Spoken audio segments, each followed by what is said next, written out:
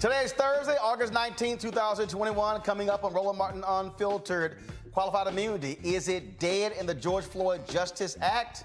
Progressives not happy about that. We'll talk with the Charlottesville, Virginia police chief about what that means. Also, a number of COVID cases continue to escalate.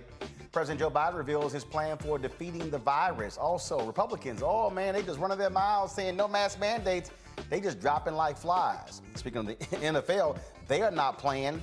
They're actually requiring players to be vaccinated. And guess what? If you don't get vaccinated, you might get cut from a team. We'll talk with former NFL player Ben Watson. In Alabama, a doctor says he is no longer treating unvaccinated people because he saw those same folks decline the vaccine. He's like, y'all ain't my problem. And in Mississippi, hospitals have no beds and a staff shortage. It's also Black Business Month, and I was talking with Commerce Deputy Secretary Don Graves about that and what the Biden administration is doing to make sure black folks get some of that $1 trillion infrastructure money. We'll also have updates on what's happening in Haiti and Afghanistan. Also, professors at Spelman, are they going to be teaching? Concerned because of COVID-19. We'll give you latest what's happening at Spelman. It's time to bring the funk on Roland Martin Unfiltered. Let's go. He's got it. Whatever the miss, he's on it. Whatever it is, he's got the scoop, the fact, the find. And when it breaks, he's right on time and it's rolling. Best believe he's knowing.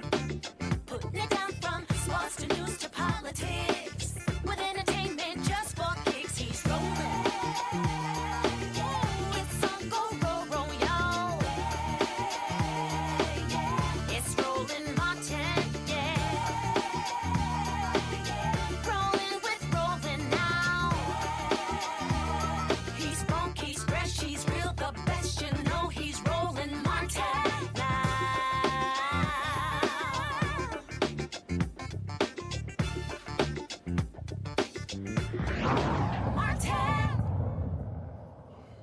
For many progressives, ending qualified immunity was the major point of the George Floyd Justice Act. Now we're hearing legislators in the United States Senate are removing qualified immunity as an option from the latest bill. Of course, qualified immunity protects law enforcement officers from civil accountability for wrongdoing. This protection affords officers escape from punishment when they commit crimes like murder, assault, theft while on duty. Now, advocates argue qualified immunity abolishes police accountability.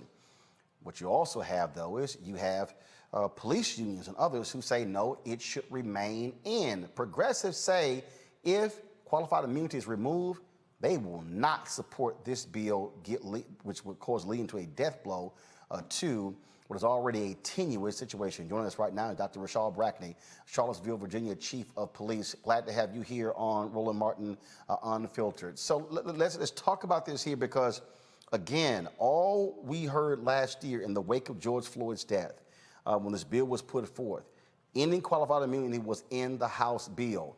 You've had this constant back and forth in the United States Senate. You've had others, many say, if you take this out, you really have no bill. Your thoughts?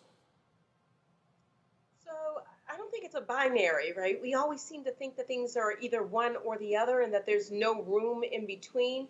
I think what our citizens are asking for, the community is asking for, is a pathway forward to civil accountability when an officer does something that violates their constitutional rights. And they want it in such a way that it's not so strict or so narrow or so unique that no one can ever get civil. Remember that, civil relief, not necessarily criminal relief. So, but the thing that we're dealing with here is that you have the unions, the sheriff's folks, others, they're fighting this, saying, no, you cannot lose that. But what form of accountability do you have for police officers? Look, this has to get passed. You have folks on the right saying we're going to stand with these law enforcement officers. You have folks on the left who are saying you got to end police, you got to end qualified immunity. So what is the happy medium? Is there one? Well, I actually think there is. And NOBLE, the National Organization of Black Law Enforcement Executives, of who I am a member, we say that the pathway forward may be that you remove the qualified immunity from the organizations itself. Most officers are going to be indemnified when there is a lawsuit or when there's a settlement. In other words, the organization, the municipality already pays that. So if the pathway forward is roll back those immunities from the municipality or the organization or the police department, you can still then leverage all of your rights or your pathways to get monetary relief, civil monetary relief through another way. And I think we should explore that a little more as we go forward, right? And there is some protections and reasons that they originally were put in place. But I think that they're so narrow that very few people ever can really get any relief or justice by attempting to use a civil suit in which qualified immunity protections are leveraged or defense is leveraged. But the thing that really jumps out here for so many people is that the onus is really on city councils and county governments having to pay these enormous penalties, and that many believe, again, that until officers are held personally accountable, then they're not going to necessarily change their behavior. We'll say, I think there's two pathways forward to that. And the first one is we need a criminal legal system that is going to hold the officers accountable. The reason that there's this hue and cry for civil accountability is because there's no faith in the criminal legal system to hold officers accountable when they violate someone's constitutional rights. Very few prosecutions and very few convictions, if any. We see an anomaly or an outlier like George Floyd, and we see there's such relief that there was some sort of justice. But if you think about it, the monetary civil actions, and you're right, the municipalities settled in advance of these criminal charges going through the system and being fully adjudicated. So it should not be on the taxpayers' backs individually, but also if we're going to roll it back, there needs to be those concepts of how we do that for other politicians, other municipal and other federal and other government workers that may also are afforded those same protections. But let's also be honest here. One of the reasons you do not have the criminal accountability is because the laws literally are set up to give police officers, wide latitude. And so very few DAs are loath to prosecute cops. Fewer grand juries are loath to prosecute them. In fact, just today, a judge threw out murder charges against some Hawaii police officers where a grand jury declined to indict them. The district attorney felt there should be a trial. They go to court. The judge says, not enough probable cause, charges thrown out. And so residents then say, my goodness, when do we ever actually see justice? In the case of George Floyd, that was one of the few cases where it went to actual trial. Yeah, and I couldn't agree with you more. You will get no fight from me when we talk about police accountability. I just testified yesterday in front of the Virginia committee on that's advising the U.S. Commission on Human Rights and police accountability. And the systems that are currently in place do have a lot of gaps. And that is why people are railing against the system. And they've turned this moment into an actual movement, and not even just for police reform, right? The entire system needs to be reformed from the very beginning, from the entry point, from policing through prosecution, all the way through to our judges and our elected officials. And they are very representative of some of the problems that exist, whether it's the relationships that exist between them that are symbiotic and they rely on each other in order to get their work done. But the key has to be the continued high visibility and pressure to get something done. And I think, that, again, the pathway forward is at least to start removing some of those protections from the municipal agencies as well, because then they'll have some responsibility and ownership as to who they hire. We look at some of these officers, they've been in front of their internal processes 10, 20, 30 times, and they still remain employed or still in that agency. It's because the municipality or the police department or the organization is shielded from those protections. So they're not invested in. They have no skin in the game under the same qualified immunity as that individual officer has. All right, then. Well, we certainly appreciate it. We'll see What happens, many folks wanted this bill to be signed on by the anniversary of the death of George Floyd. It is not the case. Here we are in August, and we still have no signs as to whether or not this bill is going to come up for a vote in the United States Senate. Dr. Brackney, we appreciate it. Thanks a lot. Thank you so much for having me. I want to go to my panel, Reese Colbert, Black Women Views, Dr. Greg Carr, Professor, Department of Afro-American Studies, Howard University. Also, we are joined by Adrian Irmer, Fellow, New Leaders Council, Chicago. Glad to have all three of you here. This is one of those things here, Greg, that we have to be very honest about in terms of what's going on here. The police folks are we're gonna fight this. That was always the case. Early, you heard Congressman Jim Clyburn saying that, hey, we could take this off the table if it means getting the bill passed. Here's the problem. You remove qualified immunity from the bill and it passes the Senate, there's no guarantee it's going to pass the House. That's true. In fact, there's probably a guarantee that it doesn't. Greatly appreciated your interview with Dr. Brackney, with Chief Brackney, and the work of Noble. Because trapped in those blue uniforms are many Black and brown officers, officers of goodwill, officers who decided to join law enforcement because they wanted to protect their communities and serve their communities. And they are trapped by the white nationalists, by the Klan, by the white nationalist, white supremacist organizational logic of policing, which is about control and punishment. So we saw Tim Scott doing Tim Scott things again. He and Lindsey Graham last month met with the sheriffs, the National Sheriff's Association.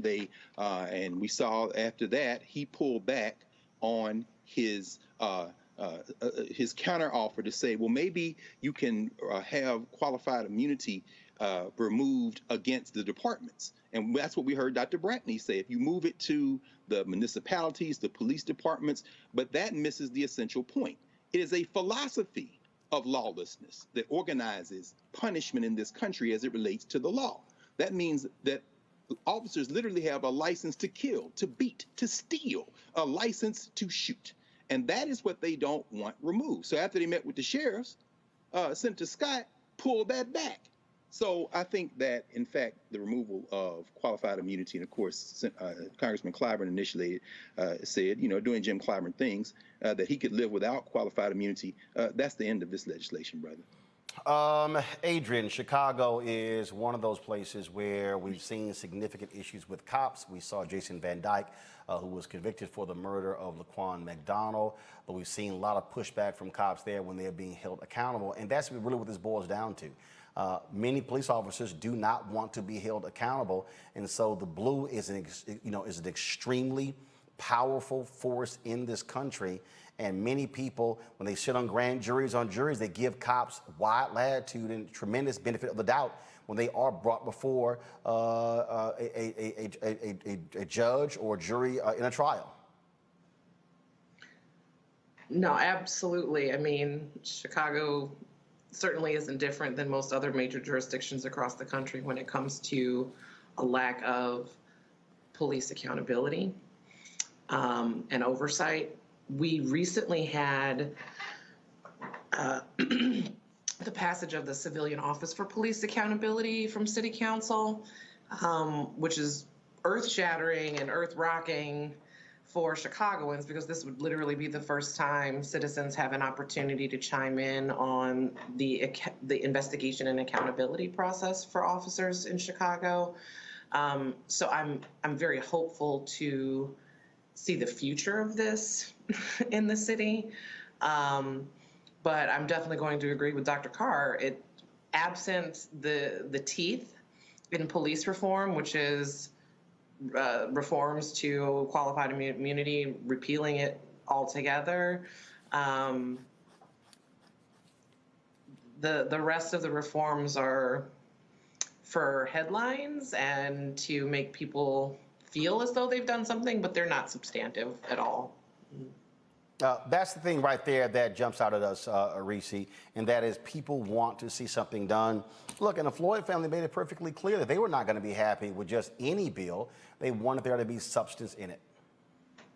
Yeah, but I'm going to disagree with you all. And I've said time and time again that I don't understand why everything has to be this all encompassing sweeping bill that solves 100% of all the problems. The fact is that the George Floyd Justice and Policing Act was hailed as the most comprehensive police reform bill that was ever created. This was held by many criminal justice reform experts and advocates. And so, yes, qualified immunity being stripped from this bill is a loss, but I would like to remind everybody that a lot of the things that actually spurred people getting out on the streets to protest, things like the no-knock warrants that led to Breonna Taylor's murder, is part of this bill. Also, ban on chokeholds, which is what ended up killing George Floyd, as well as others.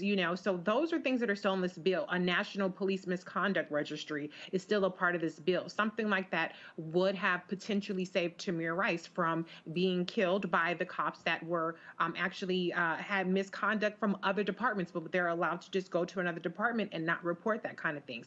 Also, the standard of which would for police are held to where they have to prove that they were reckless, as opposed to that they have to prove there's a higher standard that makes it almost impossible to convict these cops of any kind of wrongdoing. So it changes from was it reasonable, was it necessary, to was it reasonable. And so there are still a lot of wins in this bill. And if you don't get 100% of it, then have a standalone qualified immunity bill and try to get that through. But I'm just not of the mindset that, that without this, nothing else counts. And, I think that progressives tend to cherry pick one thing that they want to hang their hat on and say that this is the most important thing, this is the only important thing, and if that doesn't happen, this is worthless.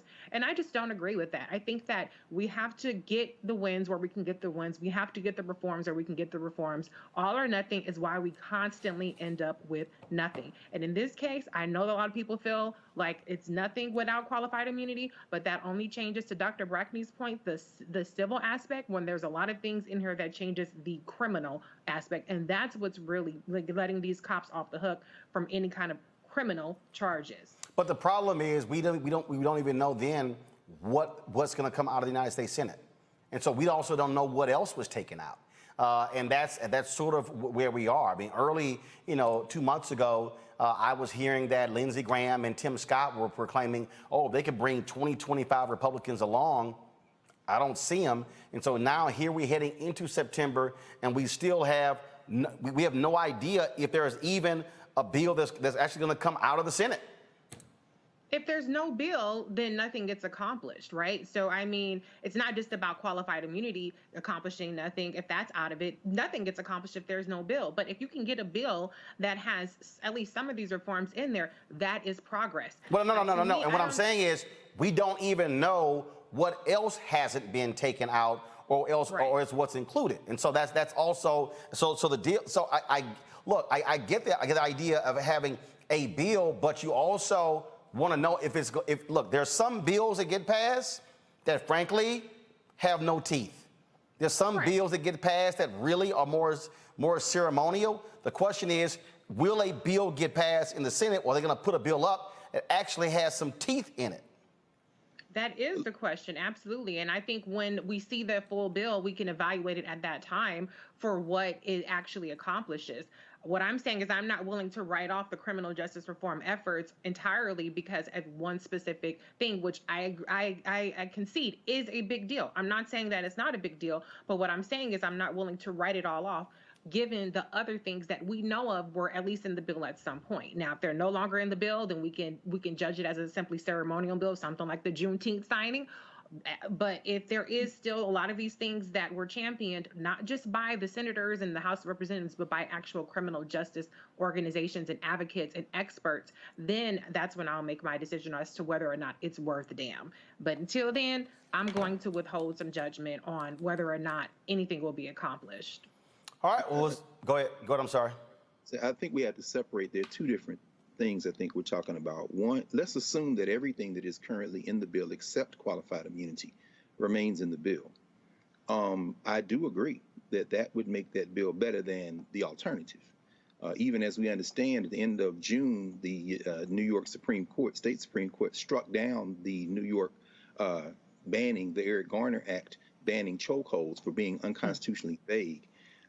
We understand that if everything in the bill remains in the bill and is passed and goes to the president for signature and becomes law, that does not address the fact that without qualified immunity, a nationwide database will not result in not hiring the killers. It'll just make sure that the people realize that they have a staunch record of killing, robbing, and shooting before they hire them. It won't get rid of chokeholds. It will simply mean that the force that was applied will then go to the grand jury that won't indict, will go to the prosecutors that won't. The key to all the other reforms is striking the fear in the pocketbook of individual killers. Because as long as we are paying for that murder through lawsuits, and be very clear, if Minneapolis had not settled, George Floyd's family wouldn't get a dime, because the lack of qualified immunity, in fact, would mean that once the city says, come get us, and the court decides that there is no constitutional level of civil rights violation because the officer had that discretion, they are now precluded from going after Derek Chauvin.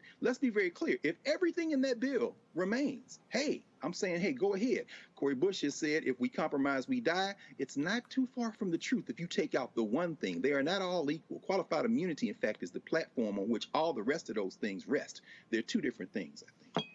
But Dr. Carr, I respect that. But one thing I will say is, I mean, we found that white supremacy is still profitable even outside of the system protecting it. Look at Cal Rittenhouse. He raised over $1 million for his bail. He's walking the streets free, not dead from selling loosies on the street, on the street like others are. So, I mean, there's always going to be a bailout for killers, for whether they're cops, whether they're white supremacists, white nationalists. So, I mean, in that case, we can never solve any of these issues. So, I mean, I agree we can, but I just think that there is some merit to what is being proposed. It's not going to solve everything, because at the end of the day, in this country, we have a white nationalist way of policing, and we've talked about that time and time again. But I'm just saying that there are some measures that can improve at least a little bit. And I know that that's not a lot, but I do think that it's worth at least acknowledging that if that does in fact pass. Adrian, go ahead. So from the legislative process, or from that perspective, if you don't get the teeth in the bill on the front end, you're going to have a very hard time going, if not impossible, getting them added via the amendment process. So that's why members of the progressive wing of the Democratic Party in Congress, or the Democrats in Congress, are saying, no, if it's not there, this bill does not do what we set out to do in drafting it. And, like I said, I agree with Dr. Carr in his assessment that if you remove the biggest stick in the bill, it no longer becomes a deterrent for terrible behavior in uniform. I don't disagree with you either, sis, in your assessment that there's always going to be a bailout for racists, because there are so many of them out there who want to use these folks as martyrs for their movement and continue to build momentum on their side of things. So you're not wrong in that. I just think that if we continue to take this mindset of these little teeny tiny wins are acceptable, then we'll never get the big stick ultimately. Well, we're still waiting to see exactly what comes out of the U.S. Senate, and so we'll just have to wait and see. We don't have to wait and see what's going on, folks, when it comes to COVID-19. Cases are skyrocketing all across the country. We're seeing significant numbers, ICU beds filling up in Mississippi, Texas, Alabama, and so many states. Today, 38 million reported coronavirus cases, 641,459 people have died. That's 185,716 more reported cases and 1,278 deaths than yesterday. President Joe Biden laid out his COVID protection plan, including the following. It lays out starting the week of September 20th, COVID booster shots will be available pending final FDA evaluation and recommendations from CDC's Advisory Committee on Immunization Practices. It requires vaccinations for long-term care workers who serve Medicare and Medicaid enrollees, and would apply to over 15,000 nursing home facilities, which employ approximately 1.3 million workers and serve about 1.6 million nursing home residents. The plan would extend 100% federal reimbursement to states for eligible COVID-19 emergency response costs and for mobilizing National Guard personnel to support COVID-19 response efforts dating back to the pandemic start in January 2020. Now, You have school safety.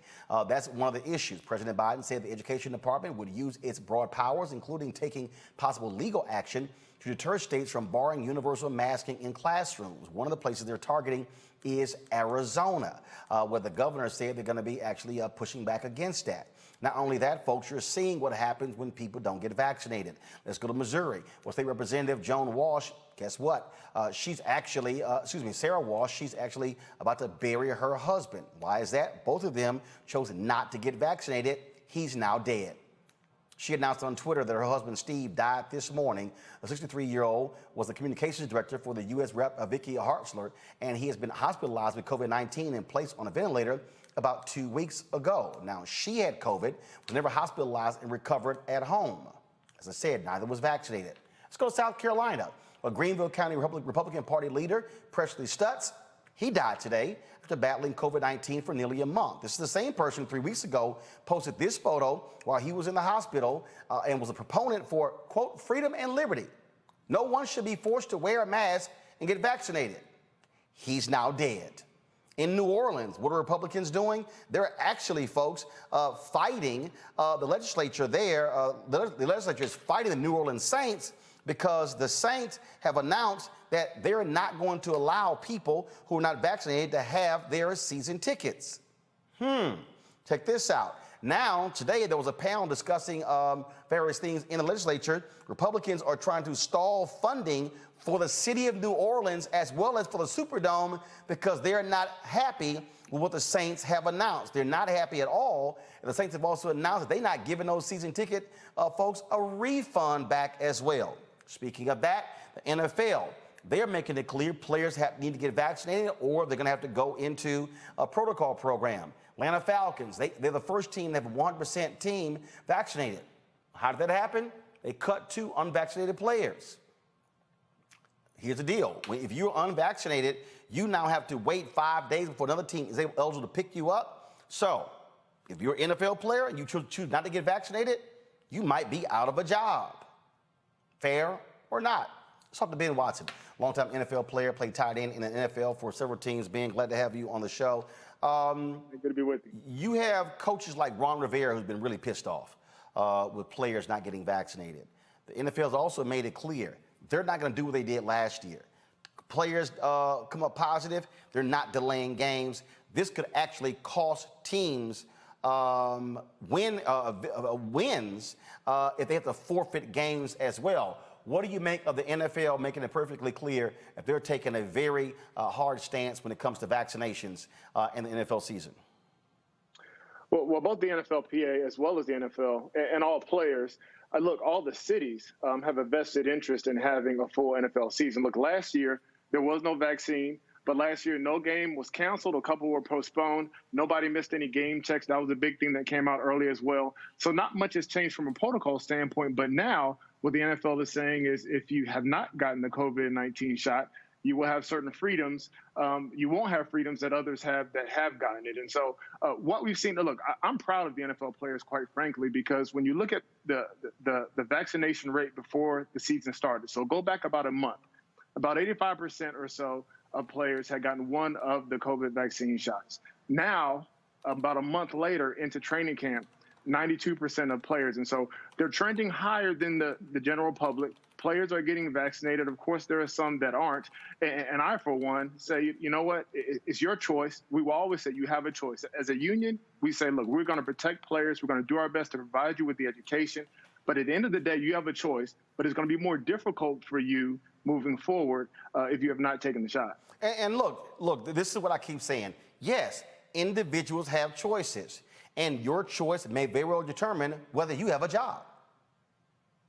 Well, it's funny you brought up the Falcons. Now, I will venture to say, depending on who that player is, I've been in the NFL for 16 years, depending on who that player is, they could get vaccinated or not get vaccinated and not get cut.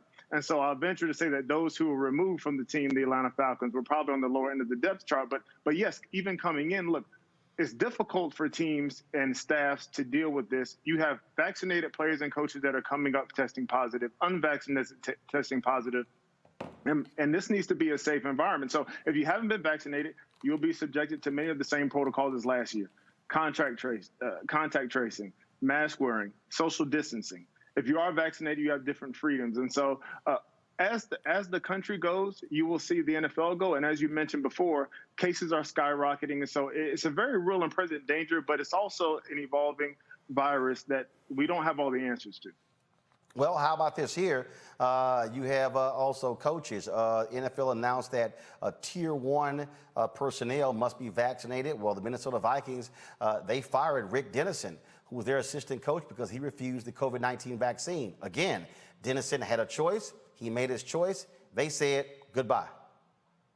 And also what's specific about that is that coaches are not unionized.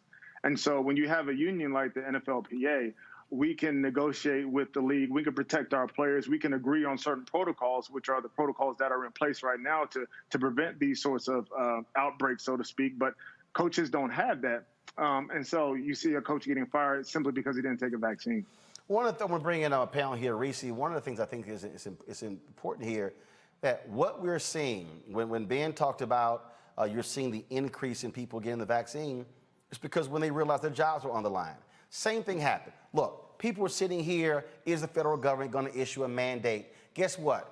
Corporations finally said, we're not waiting on y'all. So when Disney and Walmart and law firms and other companies start saying, you ain't vaccinated, you can't work here, the hospitals did it. I mean, I see these people out here protesting who worked at hospitals saying this is unfair. And the hospital's like, what the hell are you talking about?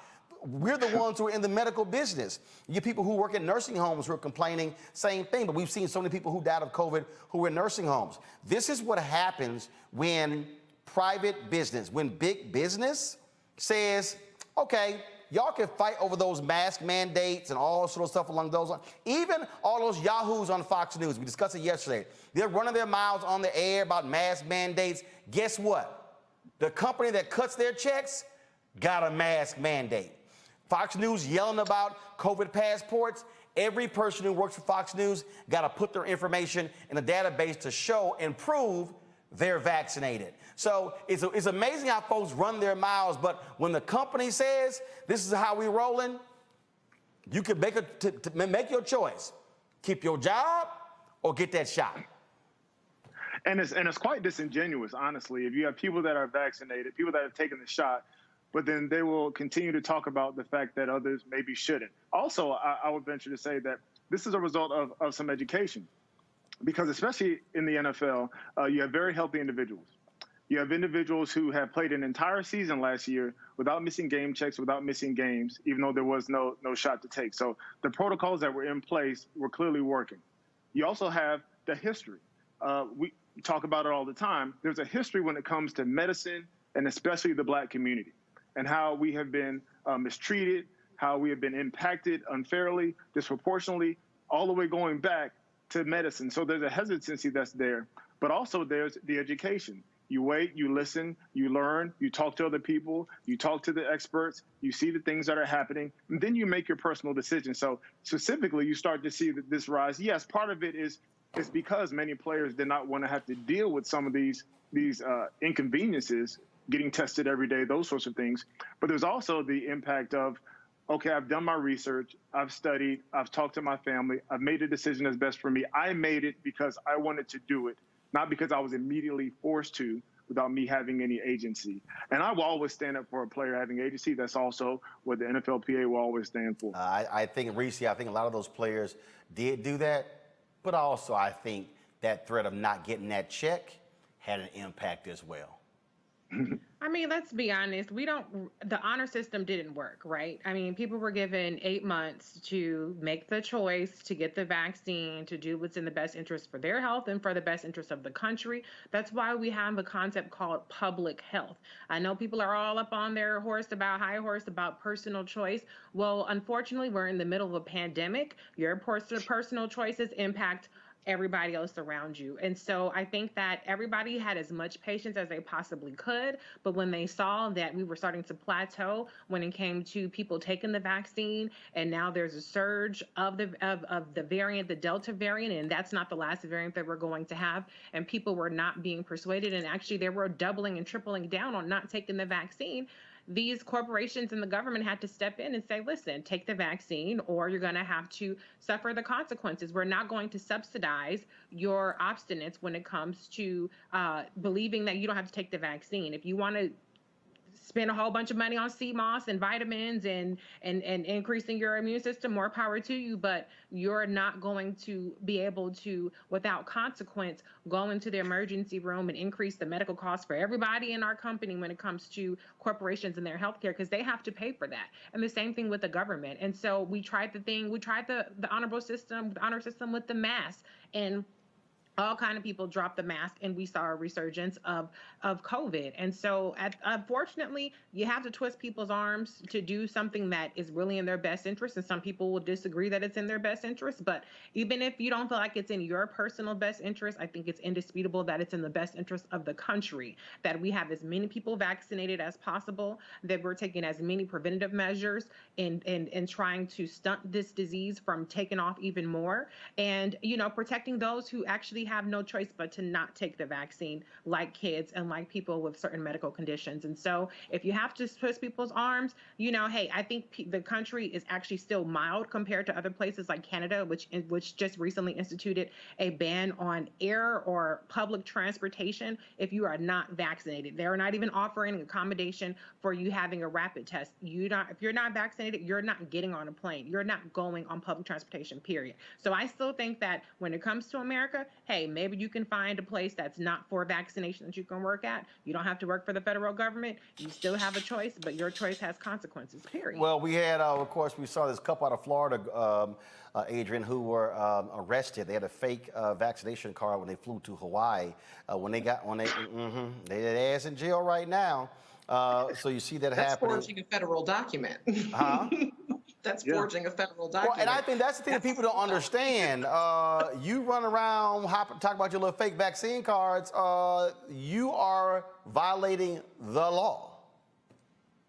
Oh, absolutely. And we've seen multiple stories of even healthcare professionals producing CDC cards either fraudulently, like not having received a vaccine, but being given a CDC card, or reproducing them and selling them illegally on things like eBay. Like, really?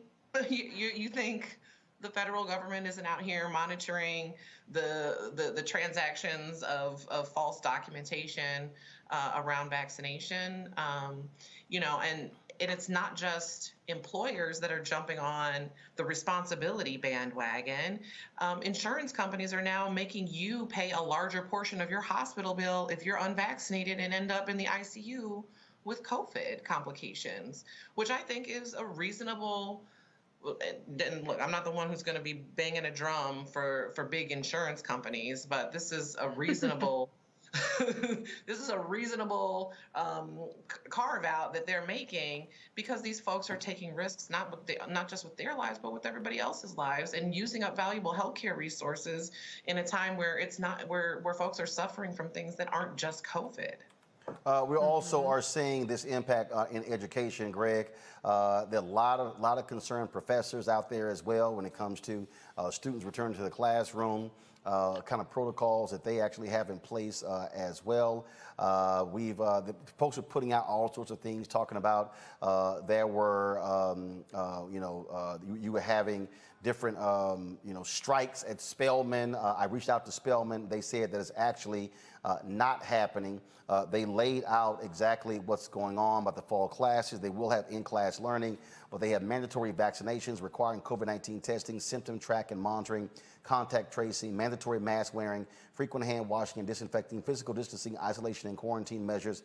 But again, you're a professor of these universities are requiring folks to be back in class, just like what's happening in NFL. People who are operating in close quarters, it gets unwieldy in terms of what you're able to control and who to control. Yeah, I think it's almost impossible to manage, Roland, quite frankly. I mean, this November will mark 30 years since Magic Johnson announced he was HIV positive, and we all remember that and the shockwaves it sent through. Whether it be Kirk Cousins with the Vikings or somebody else, I suspect, Brother Watson, it's going to take a superstar getting COVID, maybe even dying, to finally send a message in what was a $16 billion profit industry in 2019 that made only $12 billion last year, the NFL. I mean, it's entertainment. And, you know, I've made the choice not to watch a snap since Kaepernick. But, yeah, I taught my first class over at Howard Law School last night in person. And I can tell you right now, I don't see how any entity, any of the 400 colleges that have required that all of us be vaccinated, and most of those colleges and universities, by the way, in states that were voted for Biden in the election. So most of my colleagues at HBCUs, most of our colleagues, brother, since you're on the faculty at Fisk, are in the southern states, in those American apartheid states, being forced back. And I've been talking to a lot of my colleagues, and I'll tell you right now, whether it be students, staff, or faculty at any of these schools, especially our black schools, there's no way to enforce everybody all the time. The best you could do with all the resources would be kind of spot checks, you know, temperature checks, maybe. Everybody's vaccination status has to be uploaded. And anybody who's been to the AUC knows the configuration of those schools. You know, Spelman's behind a gate.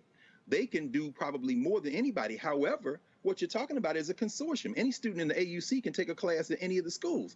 And as a member of the faculty who, for the first time since last March, stepped into a classroom last night masked up with the students who are masked up, I can tell you right now, not only was I nervous, not only are they nervous, but this is far from being settled. And I don't expect any administration to be able to give any policy statement at any university that will encompass the desires and the will of the faculty for two reasons. Number one, the faculty is never of one mind.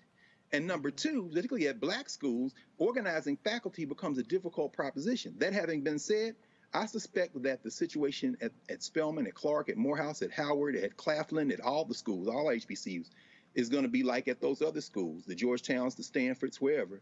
It's going to be a fluid standard, because I read the piece that Spelman had on its website. It's 20-some pages. And on page 2, it talks about extraordinary circumstances.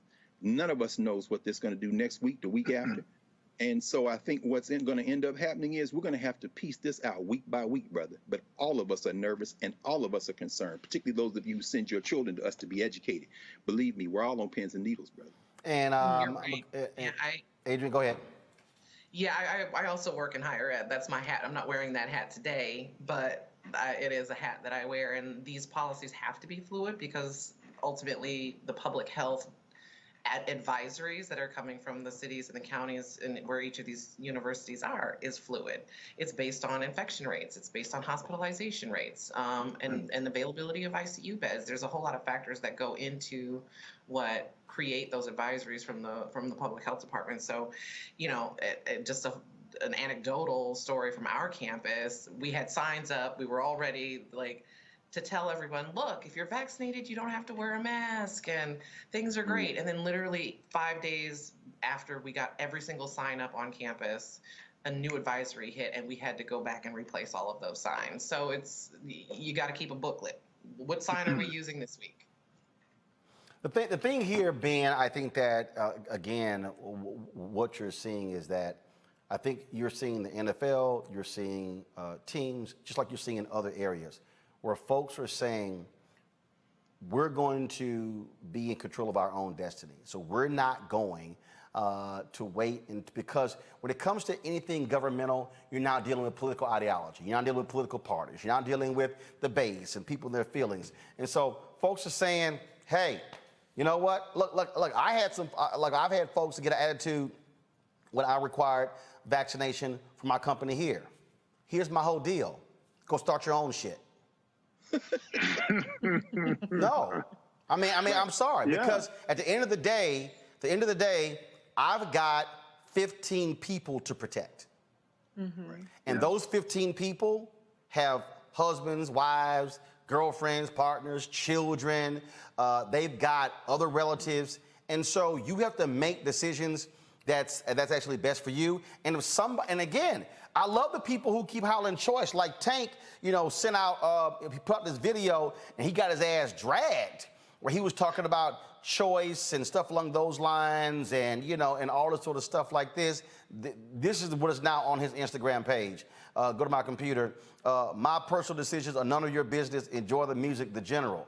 Well, guess what? When you start running your mouth out there and then people respond, just like Kirk Cousins, They responded, and he lost an endorsement from a hospital there in Minnesota. When you had Jay Cutler, who ran his mouth about he didn't like mask mandates, and Uber Eats said, holla at you later.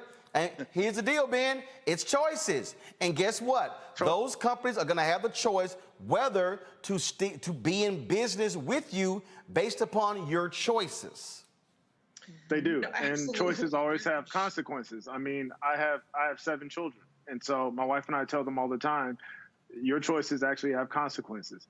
Those 7 children, well, 5 of them are school age, and the school they went to 2 weeks ago, before school started, there was an optional mask mandate, and then before school started, it changed into a mandatory mask mandate for several weeks, and it's going to be fluid. That's the thing. I think that part of the frustration that so many of us have is that we just don't have the solid, concrete information that we're used to having. I'll take it to the NFL. A lot of players were tweeting and upset a couple weeks ago when the NFL made that new memo, because the expectation was, if I get this shot, I won't be tested, I won't get the virus, I won't be able to pass the virus. And as we've seen, people who are vaccinated can get the virus. Their symptoms, however, are nowhere near as what they will be if you didn't have it. They can also pass the virus. And so that's where we are right now. And I think you're absolutely right when you say that companies, corporations, they have to take care of the people that they're entrusted with taking care of. They have to make the right choice at the right time, which will allow their business to continue. And right now, that's to tell people to get the vaccine. But the frustrating part is that it's been so politicized in the beginning, which it should not have been. And also, there's such an evolving recommendation coming from the experts that people many times have a certain distrust, and it makes it difficult for those making decisions to make them. Well, let me say this here, and Ben, feel free to pass it on. If there's any NFL player who is confused or concerned about the details, tell them they should watch this damn show. Here's why. Here's why, and this is very basic for anybody who's watching. And I've heard other people talk about, oh, well, this was told and then things changed. Yes, because that's what viruses do. Right. Viruses wreak havoc. They create changes. And the thing is, last night we had Dr. Graves from North Carolina A&T on, who specifically explained what happens when a number of people chose not to get vaccinated, how the virus mutates when it hops from one body to the other, and how it is forever changing. A virus is constantly trying to figure out a new way to hurt more people based upon the previous person. And so I think part of the problem here is that there are a lot of Americans, white, black, Latino, Asian, Native American, I don't care who they are, a lot of people. This is what is a problem with, I think, for a lot of us Americans. We want certainty. If I take this shot, I'm cured. 100%, I'm warding everything off. Nope. Then they're like, okay, what's the deal? Well, because there are a thing called strains, there are variants. Well, what do you mean there's a strain? I took the vaccine. Yes, the vaccine that you took was specifically meant for the COVID-19, that particular virus. New variant, you require a different type of vaccine. And I think that's what's been driving me crazy when people, I listen, first of all, I don't listen to the idiot Joe Rogan, never, okay? When he's trashing Fauci, oh, he's been 100% wrong. No, he's not. They are in a constant race. They are constantly trying to figure out where this thing is going. It literally is trying to catch a comet by the tail, because you don't know where it's going next. And I think the problem for this country is we like for everything to be nice and neat, in the box, perfect. Here's the whole deal, is all straight, everything is just fine. No, it just doesn't happen that way, and that's what's driving people crazy. And this is why I keep saying we're going to keep putting black scientists and black doctors, people who are literally trained in this, discussing this. If I want to have an in-depth conversation about how to become an NFL all-pro tight end, I'm probably going to call you, Ben. I'm not going to call that brother down the street, okay, who got 38 followers, but he's dangerous with Google. And I just think that that's what the NFL did, which I think is important. They said to the players, oh, you got questions? Here are experts. Ask any of them questions. And a lot of players did that, but you didn't have all of these, again, these YouTube doctors and these Google historians out here. And I hear your point about, you know, black folks in history when it came to medical stuff. But guess what? White folks are taking the same vaccine we taking. Right. Same one. And so that's where I think credible voices, and I went on Tank's page and I said, Tank, your ass ain't no expert on singing, but not this shit. And so somebody just got to go ahead and say it. Yeah. And to your point, I mean, that's why the NFL is at 92%. I mean, I can't, there's not another population. I mean, the general population is nowhere near that. And so you're right about the experts. We got experts together. We've had, I say we, I'm retired now, but I've been on some of the calls. They've had several calls with multiple medical experts to ask all the questions that you need. A lot of guys were concerned about their families. A lot of guys are concerned they got pregnant wives. They've got little kids. Some guys, I even talked to guys that were in college over the last year, some guys who actually opted out of their last college year and they're going into the NFL draft. Some of them opted out because they live with their grandmother. They wanted to take care of her. And so the information is out there. And I agree with you 100% as far as the expectations. That's what's frustrating. But it's even more frustrating when you have a certain expectation and you feel like it's not met and you wonder what you can do to trust the next recommendation. You got to keep pushing those things out. So I'm gonna hit up. So go to my computer. I'm gonna hit up Ebony, and we're gonna see if we can do this. And so Ebony Hilton sent this out. This was in response to these posts that that Tank made. Bakari sell a slam tank for us, and then she said, "I honestly feel a candid conversation on a big platform could help so many. Just go through questions. I'm volunteering myself," and she mentioned all these doctors. So here's what we are going to do. Okay, this is what we are going to do. So we now have the ability for us to be able to take calls. And so I think what we're going to do is, and we're going to try to work it out, we're going to try to pick a day next week to do exactly that. Whole 2-hour show, we're going to have real doctors.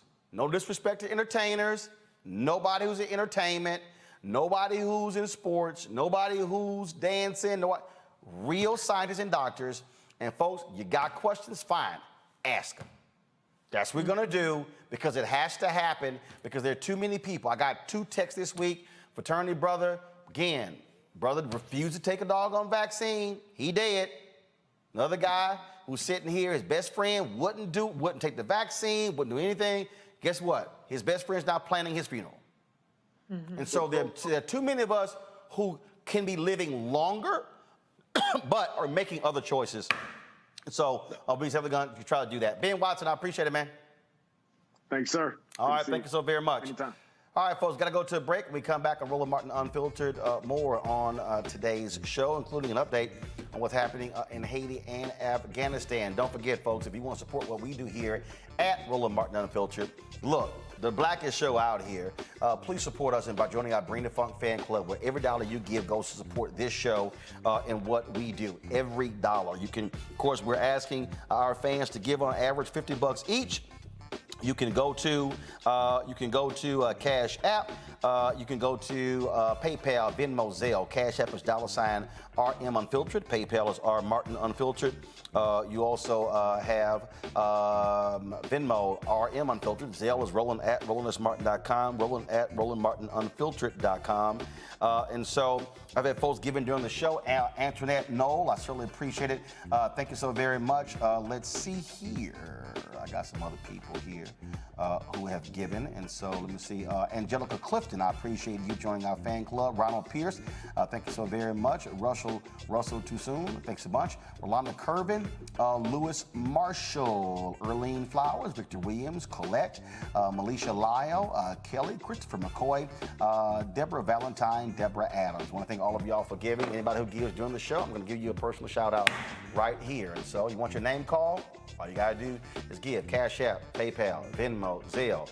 I'll shout you out. I'll be back in a moment. When you study the music, you get Black history by default. And so no other craft could carry as many words as rap music. I try to intertwine that and make that create whatever I'm supposed to send out to the universe. A rapper, for the longest period of time has gone through phases. I love the word. I hate what it's become, and to this generation, the way they visualize it. Its narrative kind of like has gotten away and spun away from, I guess, the ascension of Black people.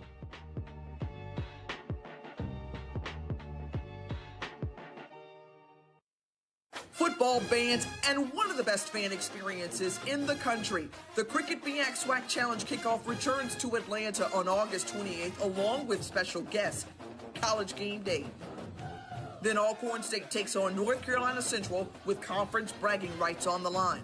Center Park Stadium is the place to be on August 28th. Come tailgate all day before enjoying a primetime matchup on the gridiron. You don't want to miss this. Check out MEACSWACChallenge.com for more information. Don't forget, folks, Roland Martin Unfiltered is going to be broadcasting live from Atlanta on Friday and Saturday. Friday, we'll be at the Atlanta Braves Stadium talking to the presidents of both universities, as well as officials with the SWAC and MEAC. Then on Saturday, we'll be at the Coca-Cola Fan Zone broadcasting live from that particular afternoon. And then, of course, we'll be live streaming the halftime show and the concert taking place after the game. You can watch it at 7 p.m. Eastern on ESPN. And we appreciate it in partnership with Coca-Cola of making this happen. See you next week. People our age have lost the ability to focus the discipline on the art of organizing. The challenges, there's so many of them and they're complex. And we need to be moving to address them. But I'm able to say, watch out, Tiffany. I know this road. That is so freaking dope.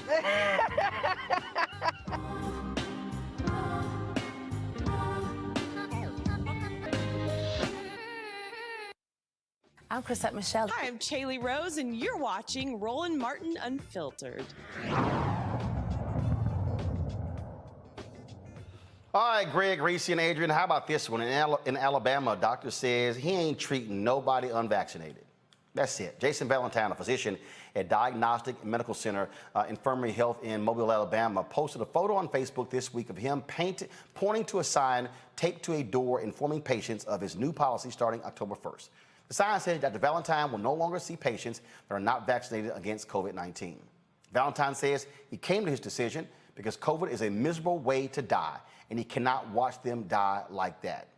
Alabama, of course, reported 4,465 new coronavirus cases on Wednesday. The state has recorded more than 645,000 cases since the start of the pandemic. The thing here is that he said, Adrian, he can't do it for people who have actually turned him down. He said, no, I'm sorry. If you're going to turn the vaccine down, I'm not going to treat you. There was one guy who was a video that went viral. I think it was a TikTok video. He did like 2 minutes, and he was mad as hell because his wife has a particular illness, and he said point blank, he said, since y'all believe in God so much, and since y'all say choice, he said, if you get sick, he said, play it out. Don't go to the hospital. He said, play it out. He said, if you don't, this is what he said. He said, if you don't believe the doctors and if you don't believe the scientists, play that thing out. Y'all go ahead and roll it. Hey folks, how you doing? I just got a quick question about this whole COVID, not getting vaccinated and running to the fucking hospital once you get the virus fucking deal, because this shit is out of fucking control, all right? And I'm gonna give you a quick story on why I think it's out of fucking control. Last week I had to bring my wife into the hospital. She has stage 4 breast cancer. She was dealing with some symptoms, and I had to bring her in to get some fluid drained. She was having some pain, blah, blah, blah. She was in there for 2 days. On the third day, she honestly should have stayed one more day, maybe 2 more days, okay? But on the third day, instead of draining her fluid and what they wanted to do, they told us that she had to be discharged because they had no room left in the hospital because of COVID. Here's my question. Why 99% of everybody that's in the hospital with COVID right now is unvaccinated, okay? If you really fucking believe that COVID's not real, and you really believe that it's not a big deal, and you really believe that you don't need to get the vaccine, that is your fucking right, okay? I'm not gonna argue with you about that. What I am gonna argue with about is you running to the fucking hospital once you get the virus. If you don't trust the medical field to prevent you from getting it, why do you trust them to cure you from it? Why do you run to the fucking hospital? If you really believe that COVID's not a big deal and it's not this, that, the other, and you don't get the vaccine because of, stick to your fucking guns and keep your motherfucking ass at home. Stop running to the hospital, putting everybody else at fucking risk, and in turn, the collateral damages. People like my wife who actually need medical fucking help for a chronic fucking disease get kicked out of the hospital because your dumb ass is too stupid to go get a fucking vaccine shot. Keep your ass at home. If you really believe COVID's not a big deal, prove it. Stick to your fucking guns, keep your ass at home, and fucking deal with it. Well, I think I'm gonna start with Reese because Reese, I think he went to the Reese school of viral videos. I think I heard at least 28 F-bombs, 3 or 4 MFs in there. And so you get to comment first. Well, I completely can empathize with where he's coming from. I don't know if people remember last year, the whole reason why we shut down as a country was because we don't have the capacity to deal with a surge in hospitalizations. I guess people forgot about the tents in the garages and the ship that had to come to New York and the mobile morgues that were established because of the amount of people that were dying. We don't have an unlimited amount of hospital capacity. In fact, as of yesterday, there were 5 states that have over 90% ICU capacity. Alabama, the state of that doctor who's refusing to treat people who are unvaccinated, has 99.3% ICU capacity. And that does that. So that means if you have cancer, if you have a heart attack, if you have a car accident, any kind of situation that requires medical attention, you're fighting with people in the hospital who refuse to take the vaccine, period. And it is a little bit unfair to those folks because there are people who have pre-existing conditions that make them immunocompromised so that they can't take the vaccine. And because of their immunocompromised position, they need more medical treatment that they cannot get. In some places, elective surgeries are being canceled again. And so this is a problem. This is creating a burden on our medical system. And that's why we have the concept, like I said earlier, of public health. It's not just a matter of personal choice because people on a personal level cannot always be compelled to do the right thing for a society at large. So I completely empathize with his frustration. And one other thing I want to say too is I'm trying to not be completely cold-hearted about this because I really do find it heartbreaking that we are seeing more and more stories about people who are unvaccinated that are dying. I just saw a story yesterday, a 49-year-old Black woman who's a teacher in Florida. She took her entire family to get vaccinated, but she did not get vaccinated herself, and now she's died of COVID. It's tragic. It's heartbreaking. Dr. Ebony Jade Hilton yesterday shared a statistic about how 120,000 children are now orphans because they've lost their parents to COVID. And we're at a position where this is preventable largely by taking the vaccine. And it is a choice to not take it. But that choice is impacting so many people who don't have a choice but to put their fate in the hands of people doing what's best for society. And so it's very scary. And the one other point I want to make about that teacher is that her family stated that one of the reasons why she didn't take, or the main reason she didn't take the vaccine is because she heard information that she was uncomfortable with. And that goes back to the thing that I've been screaming about on this show for years now, is that disinformation is a deadly force in our communities. And the things like the Tuskegee experiment are being weaponized to detract us and deter us from taking the vaccine, even though Black people have a disproportionately higher hospitalization rate and mortality rate from the vaccine. And so we have to fight back against this disinformation that is really exacerbating this hesitancy that people might naturally have. And we have to try to save some of these lives because people are being indoctrinated or fooled by this really, really insidious disinformation that is permeating our communities. So, Adrian, is the doctor, is he right or is he wrong? You know, I was reading the article, I saw a lot of folks citing, oh, you took a Hippocratic oath to do no harm. And it's like, well, yeah, but that didn't come with definitions, and it didn't come with with a series of clauses or corollaries. It says do no harm. And in his eyes, he's doing no harm. He's not allowing unvaccinated, very dangerous people, carriers of this disease, to come into contact and contaminate his work environment with his other patients, potentially some of which who can't literally, for health reasons, get vaccinated. So, no, I think if you're going to be in this environment of woo, woo, woo, personal choice, oh, except if you're a doctor, like, or except if you're a woman who has to make a really serious decision with her own body regarding pregnancy, no, you can't pick and choose where your personal choice applies for your own benefit and for your own, you know, self-interest. It's either personal choice or it isn't. So, you know, I that piece really frustrates me because the same people who say personal choice don't believe the same thing when it comes to women's bodies. Now, the doctor leveraging social media to make his point, I think is valid. I think it's important that the medical community starts fighting back against folks who refuse to accept the science, like the gentleman very colorfully said, who refuse to accept the science of vaccines, but then want to bang down the door for an ICU bed. You know, I think the medical community fighting back is valid and important. Greg, doctor, is he right or is he wrong? Fair, unfair? I don't know if it's a question of fair or unfair, Roland, quite frankly. Certainly you can go down the road to Tuskegee where they have a whole bioethics center and debate the question of the ethics of a doctor saying he's not going to treat somebody that's sick. But I agree with you, Adrian. I think that, you know, in the state of Alabama, of course, it's legal. But something Ben Watson said a minute ago is very important. This is political. It's two separate things going on that overlap. One is the science. And Dr. Hilton has talked about it, and you've been saying it since the beginning of this.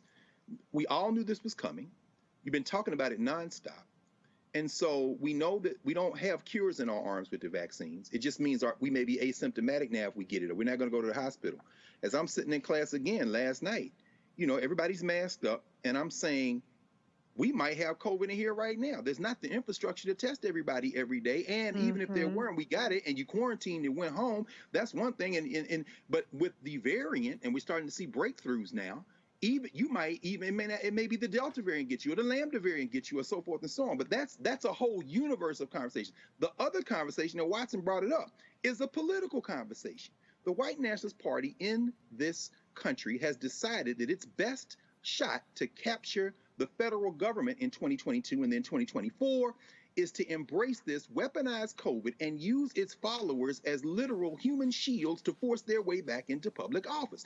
And so Biden's response today, telling Cardona, you know, go and exert the federal apparatus through the Department of Education onto these states, that is a response that is partially political. They're trying to get to the elections of 22 and 24. That's what Abbott is doing. That's what DeSantis is doing in Texas and Florida. They are literally rallying this for political points. Now, the only wild card in this is that week-by-week wild card that we've been talking about, Adrian, you just said, because as this virus that doesn't recognize race or politics continues to make us sick and kill us, we are in a race literally against time, and what the white nationalists have calculated is they're willing to take that risk. So when Kay Ivey in Alabama says, well, what else can I do? I can't tell them to take it. I done told them to take it. No, you didn't tell them to take it early on, because you made a political calculation to put your white nationalist followers on the line, and now that they're dying, the thing that might break this up is those white people and those black people and those other people who come to their senses when somebody in their family gets sick or dies, worse if they are the carrier, vaccinated, unvaccinated, to kill somebody. But frankly, none of us know how this is going to turn out. There is no roadmap, but there are two separate things playing, and a lot of it's overlapping. There's the science and the medicine, and there's the politics. And we have to be very clear about that. And to Roland Martin and Filter's credit, you've been clear about it from day one, brother. Absolutely. Can I say one more thing? Hold up. Adrian, then Reese. Go. Really quickly to your point, those are the folks who have that literally front door death experience, whose stories aren't being told on the news outlets, that these anti or vaccine hesitant folks are watching. Fox News isn't telling the story of this young couple who passed away. It's CNN, it's BBC, but that's not the platforms that these folks are watching. And I just, how do we compel Fox News to tell these stories? Like, good luck with that. I struggle to figure out how we send those messages. Mm-hmm. Reese? Yeah, so let me just say this. For all of the talk about the inequities in the healthcare system and the justifiable mistrust that Black people have in the healthcare system and in the government, the vaccine is the most race-neutral solution that is out there. It's free, it's readily available, and there is, I won't say no discrimination, because at the reality there are some ways that people might not have the ability to take the vaccine, but it is as neutral as it gets. So that's something that can prevent you from being hospitalized or even dying or having a severe case of it. Now, on the flip side, the treatment side, now that's where all of the inequities come in, because you have somebody like Governor Greg Abbott, who has had a third booster shot, which is not available to the general public, and he had Regeneron. He had a monoclonal antibody. And I know somebody who has COVID, and they were vaccinated, so thank God they didn't have a severe case, but they were able to get Regeneron. But you know that I would say they had to jump through so many hoops. Now, if you think that as you, a regular schmegular Black person who's not insured and who can barely get into an ER, is going to get a very expensive treatment like Regeneron to save your life, you're delusional. So all of the paranoia and justifiable mistrust and distrust that you have in the government and the healthcare system, apply that to the treatment side, because that's where we are absolutely seeing the disparities in race and the disparities in the access that people have. And so if you have to throw your lot in with trusting one side or another, I would rather throw my lot in with the most neutral solution of something that has been administered 4.8 billion times around the world, and that is the vaccine. Not trying to hang my hat on getting access to Regeneron, which is something that has thousands of doses perhaps throughout the entire state in some states, and it's not even available everywhere. So that's just something to think about. What's neutral, the vaccine, or what's not neutral, the treatment. All right, folks, gotta go to a break. We come back, we're gonna talk about business. What's the Biden administration doing to ensure we get some of that $1.2 trillion infrastructure money? We'll discuss that next with the top official of the Commerce Department. But before we do that, let's hear from our partners with Seek.com.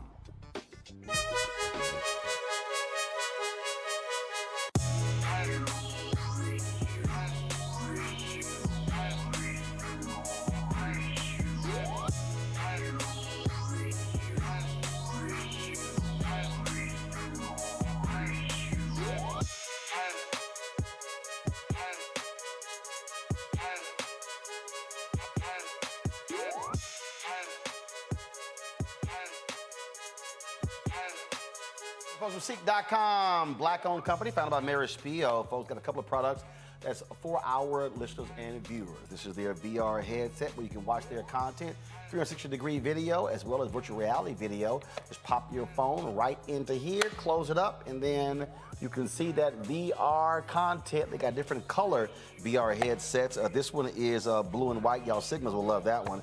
Of course, I prefer the black and gold one. That's the one I have at the house. You also, of course, I have their headphones. Greg, you'll like these here. They got the black and gold headphones, but Greg, you might like these all gold ones right here. You might like these right here. 360-degree sound as well. You can use this for gaming. You can use this, of course, for music as well, watching movies, all of that good stuff. Use the promo code RMVIP21, RMVIP21, if you want to actually get one of these two products. And of course, when you purchase them, the resources portion of that comes back to us here at Roland Martin Unfiltered. I'll be back in a moment. George Floyd's death hopefully put another nail in the coffin of racism. You talk about awakening America. It led to a historic summer of protest. I hope our younger generation don't ever forget that nonviolence is soul force. Priceless.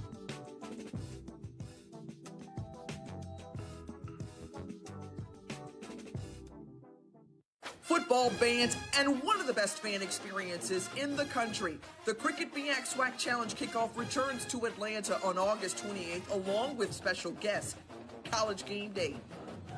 Then Alcorn State takes on North Carolina Central with conference bragging rights on the line. Center Park Stadium is the place to be on August 28th. Come tailgate all day before enjoying a primetime matchup on the gridiron. You don't want to miss this. Check out MEACSWACChallenge.com for more information. It ain't just about hurting black folk. Right. You got to deal with it. It's injustice. It's wrong. I do feel like in this generation, we've got to do more around being intentional in resolving conflict. You and I have always agreed. Yeah. But we agree on the big piece. Yeah. Our conflict is not about destruction. Conflict's going to happen.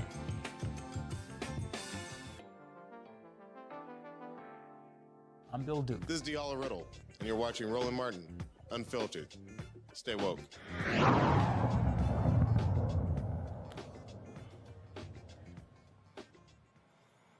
Trillions of dollars will be spent on infrastructure in the United States. The question is, how much of that is going to flow towards African Americans? That was the question I posed to Don Graves, who's a top official, Deputy Secretary for the Commerce Department of the Biden administration. Here's our conversation. Secretary Graves, glad to have you on Roland Martin Unfiltered. Let's get right to it. One of the things that our audience keeps focusing on is the impact for African Americans when it comes to this economy, especially when it comes to federal contracting, when it comes to this infrastructure bill. How was that being made a priority? Well, Roland, thanks for having me on. And I guess I'll just start by saying this has been a priority of the president since day one, and actually long before day one. He knows that our economy can't be successful until every community in the country is brought into the bargain. And frankly, we've seen the numbers. If you look at the economic impact of inclusive opportunities in providing those opportunities to Black businesses and other minority businesses, that can lead to to trillions of dollars of increased GDP. So it's absolutely essential that we do this right now. That's why the president has focused on his Build Back Better agenda. It's why the infrastructure plan is so important right now.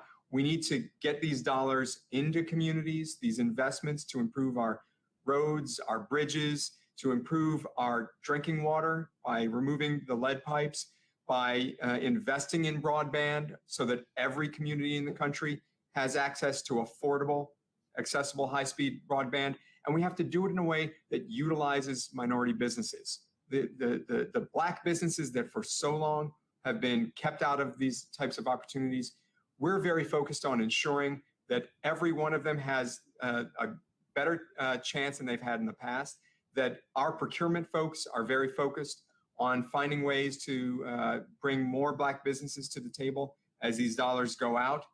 And it's something that the president did in the very first days of office, signing an executive order that made sure that diversity, equity, and inclusion were a significant part of every federal department in their procurement, in their hiring. So the president and the rest of us in the federal government are very focused on finding the ways that we can make sure that Black businesses have the opportunities that they need to succeed.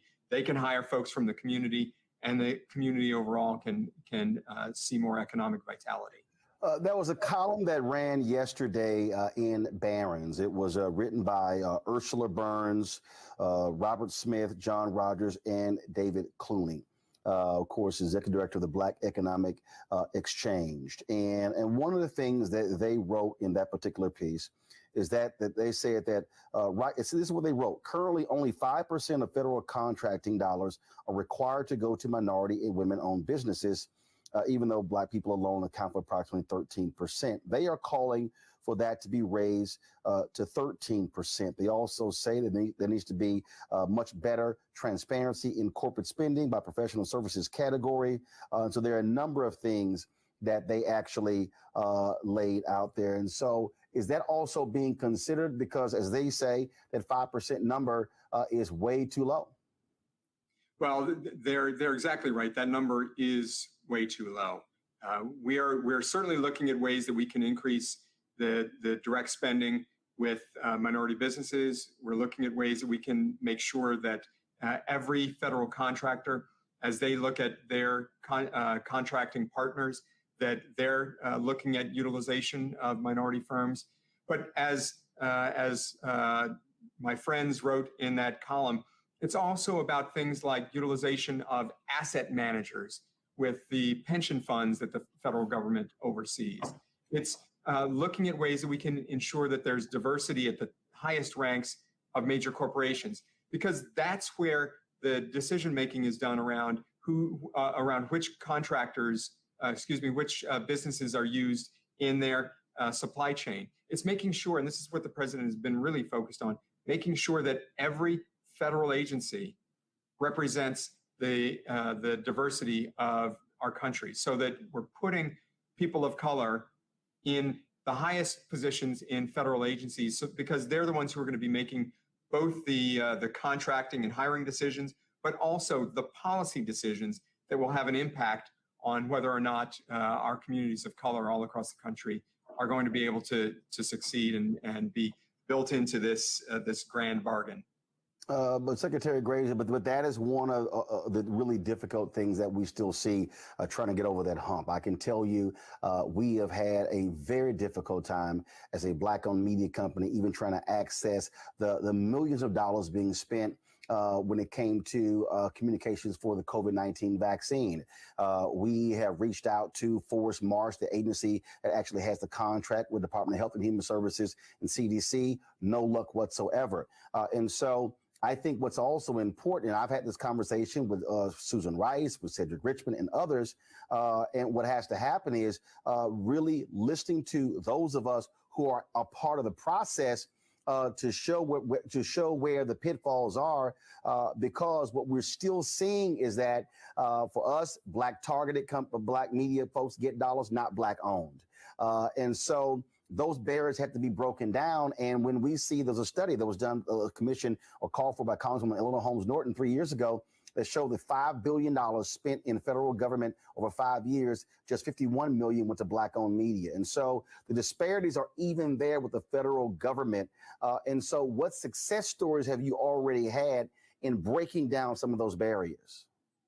Well, Roland, I couldn't agree more. And part of this is about making more of this information available, transparent, and accessible.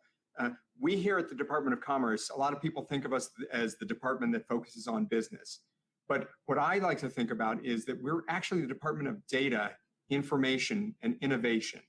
And we really need to be the Department of People and Communities. So it's making the data that we have available around business practices, making more information available about how businesses utilize minority businesses. That information can help us reframe the discussion and the debate. I think you've seen the numbers that I have, but I think if we have better information that the Department of Commerce can help provide around the specific practices that businesses take in utilizing minority businesses, engaging with minority businesses, that we're going to have a very different conversation. But it's also doing things like with our Minority Business Development Agency, which we hope and expect once the infrastructure bill is passed, will get a significant plus up in funding, because it's going to require you said it. So many businesses weren't able to participate in things like PPP program and other COVID-related programs. Part of that is because they didn't have the credit and capital. Even when they had the know-how, they didn't have access to the funding to be able to grow, to handle those types of contracts. But it's also providing those businesses with the type of support that they need in legal, accounting, and in the financial services. Because I talk to businesses all the time who have said, well, I couldn't get the PPP program to work for me because I couldn't fill out the paperwork because I didn't have my charter documents, they weren't right, or I didn't have the 5 years or so of my tax returns ready. So it's a range of things that we can do, but it takes a whole of government approach. So every single agency in the federal government working together to increase access, increase opportunity, provide more capital, provide more technical support, and having the buy-in at the very highest level of every single agency. I can tell you at Commerce, I spend just a massive amount of my time focused on ensuring that we have an equitable opportunities and that we have a more just economy. Well, we certainly look forward to that. And we also, with that $1.2 trillion being spent, we'll be looking for that to be really studied to make sure that those dollars are flowing to Black-owned companies. And so, Secretary Graves, we certainly appreciate it. Thanks a lot. Thanks so much, Roland. Bottom line is here, Reese. It's a lot of money that's going to be spent. They better make sure that gets in the hands of Black people. Absolutely. And I'm going to actually invoke John Hope Bryant, who you've had on the show many times. The government contracting process is very complicated. It's all about how requisitions are written. It can be written in a way that our requests for proposals are written. It can be written in a way to further narrow down the group who are eligible for it. And so, people need to go out there and get the money, and they have to make sure that they follow the protocols and the proposal process so that they can invoke it. But it's also important that the administration takes the initiative into channeling some of this money into organizations that can then, get this money into the hands of Black businesses, minority-owned businesses. So I think that it's a complicated process. It's not going to be a snap your fingers and it's resolved type of thing. But I think it is encouraging that they do have a lens towards Black-owned businesses as opposed to the Trump administration, in which 400,000 Black businesses were shut down as a result of the COVID pandemic, and Black businesses in particular were disproportionately denied the PPP loans and things of that nature. So there's a lot of ways to go, but I've seen from several different cabinet officials and different agencies that the Biden-Harris administration is looking at ways at making government funds more equitable. Adrian, go ahead. I think you were jumping in. Go ahead. Yeah, I was just going to add on to some of your points. I mean, the part of the reason, one reason why Black businesses didn't get access to some of the PPP loans is the speed of their internet. Literally became a factor in access to those dollars. Also, to add on in terms of the nuance of government contracting, because this is part of a background that I have, is licensing, insurance, and bonding. Bonding is the key. Most Black businesses capable of doing government work don't have the bonding, and that's because they're not given access to it. They're not shown how to access it at the level that the government requires. So what I would love to see some of these dollars going to is a pipeline program that would really give access to these businesses the bonding and the level of insurance required to do government contracting. So good. Correct. No, Adrian, it's so funny you say that. I remember at Marion Barry's funeral, listening to very successful Black business people, and one in particular, a builder in the area, now a billionaire, I believe, if my memory serves correct, who says it was Marion Barry insisting on Black lawyers who could write bond, who could underwrite an insurance and who could get in the pipeline and going in meetings and saying, until I see a certain percentage of black faces in this room, DC's not doing business with you. That created that kind of wealth. And so that raises two things. And Roland, this is why I think this segment is so important in its various kind of permutations, including, but I love this phrase that you've created that kind of precedes this kind of conversation. Where's our money? Not one penny of what we've been talking about belongs to the federal government, including their salaries. We paid taxes, you see. So while every billionaire in the world is stealing, I mean, I read the Financial Times every day, the mergers and acquisitions are off the chain. Now they're in, today's Financial Times was dealing with futures, the biggest futures company in the world, so absorbing another of its former subsidiaries to build it. They are going stratospheric, and inequality is expanding. The people who need this money the most, who've paid taxes, are the ones who, as Reese just said, and as we just heard again, Adrian, you just said, they have the least access to it. That's not an accident, as you said, Reese, John O'Brien said. That's by design. The infrastructure is set up to reward those people who have the lobbyists, who have bought the elected officials, who write that policy to make sure you don't have the kind of access. What Marion Barry did was puncture that a little bit, but then we have a problem. And this is why everybody who gives to Roland Martin Unfiltered, please listen very carefully to what I'm about to say. Because many of those people that Marion Barry made millionaires fled Washington, D.C. and ain't done a damn thing for black people except try to say, look at me, I'm successful, which means the race is successful. The businesses that invest in black communities, like Roland Martin Unfiltered, must be the ones that we support while this war is being waged to get our money back.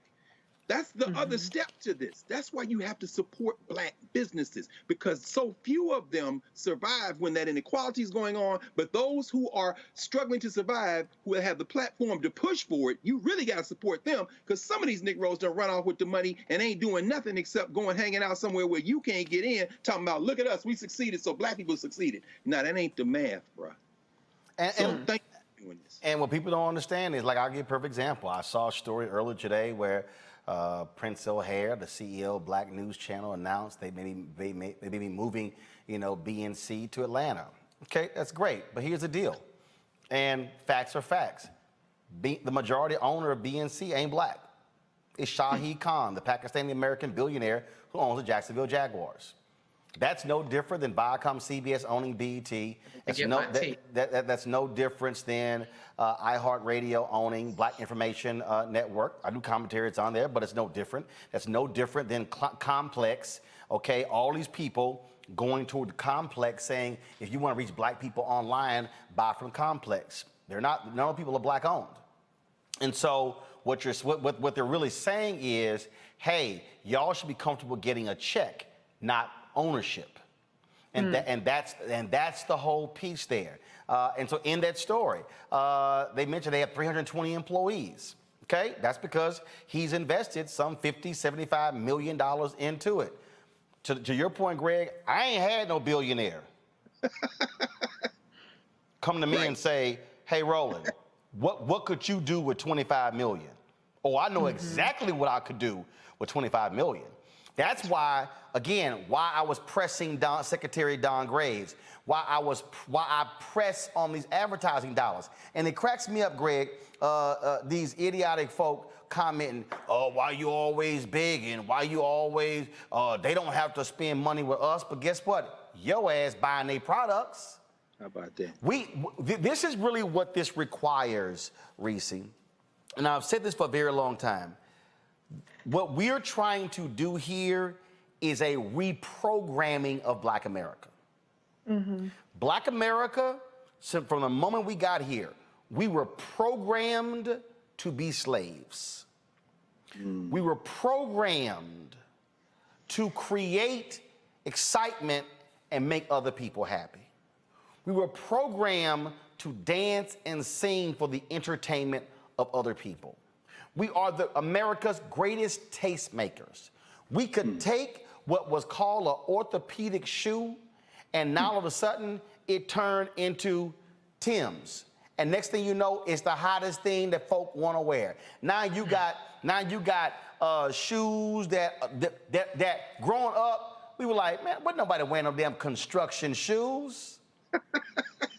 Greg, you know, what if your ass rolled to school in them, they were like, your ass got on some construction, you got on some mustard color construction shoes. Don't do it. That's right. Now all of a sudden, oh my God, it's like we could take anything and make that sucker hot. Crocs. But the difference. Huh? How did they turn Crocs into a shoe? Dog, that's what I'm saying. That's what I'm saying. Yeah, because somebody black made it hot. But the thing here is, there has to be a reprogramming. Reese, we have to reprogram our people to stop being happy accepting a check and learn how to actually get a direct deposit, how to endorse checks. See, that's the difference. And so that's really what the focus is, and why we're so adamant in calling companies out who run ads for us to buy on black targeted media, but don't want to cut black-owned media in on the budgets. Well, Roland, I have 2 points to make. The first point is to Dr. Carr's point about lobbyists. So what you're doing is really what lobbyists get paid a lot of money to go and sit in these very expensive steakhouses, or go and sit in these cigar filled, and I like cigars, don't get me wrong, filled lounges and hobnob with those that are in power. And so they are granted an audience because they have the money. Well, black people, we got to get the money before we can have the money to have an audience with you. And so what you're doing is you're doing a public pressure campaign. And so it works both ways. A lot of times the lobbying, the behind the scenes stuff and the wheeling and dealing works. And then other times you have to name and shame people into doing the right thing. And so I have absolutely no problem. Actually, I encourage you to do that. And what you're doing is actually helping people beyond just your business. It's helping black media. And I think it's helping open some people's eyes to the fact that a closed mouth does not get fed. This is not charity. Nobody is going to give black media or black people anything just to be nice. They're going to do it because there is an impetus for that. This whole racial reckoning that we had, and people were, donating money. Black Lives Matter, I think, what did they get? 30 million or 300 million or some very large amount people were upset about. They did that because that was something that they could. Oh, Van Jones. Yeah, Van Jones got $100 million from Jeff Bezos, which is absurd. But all of this is because there's a look to it. They have to do that for pressure and all things like that. Like I said, it's not altruism. So I think that what you're doing is absolutely necessary. And the second point I want to make is something I've made several times on the show, is that black people are the validators of this country. We're the trendsetters. We're the tastemakers, as you just said. Black Twitter is something that can make or break a show, a movie, etc. And so we have power that we can harness. We make or break political campaigns and candidates. And we have to harness that power a lot better. And people that have the power, that have the platform, like the Tanks, like the Eddie Griffiths, et cetera, I can go on. Layla Ali, even the other day, was posting some things. They could lend their platform to what Dr. Ebony Jade Hilton said, for instance, which is convening a bunch of black doctors and experts and have these conversations, but they won't, because that's not something that they find to be particularly popular or profitable with their audience. And so instead of making information and facts and science profitable and popular, they choose to side with the other side. Instead of making entrepreneurship and, as you said, Roland, endorsing checks popular, they are happy with getting crumbs and going along just to get along. But that is not what's going to benefit our community. It's not going to benefit our collective and keep us alive and keep us thriving. Well, again, what I need people to understand is this is reprogramming. This is retraining our minds. I'm going to end y'all with this here. I mean, look, several years ago, my nephew Chris, who's now going to middle school, when we it was after the Houston Texans football game, Chris probably was, 3, not even 4 years old. And we were, after the game, we were talking, and Bum Phillips'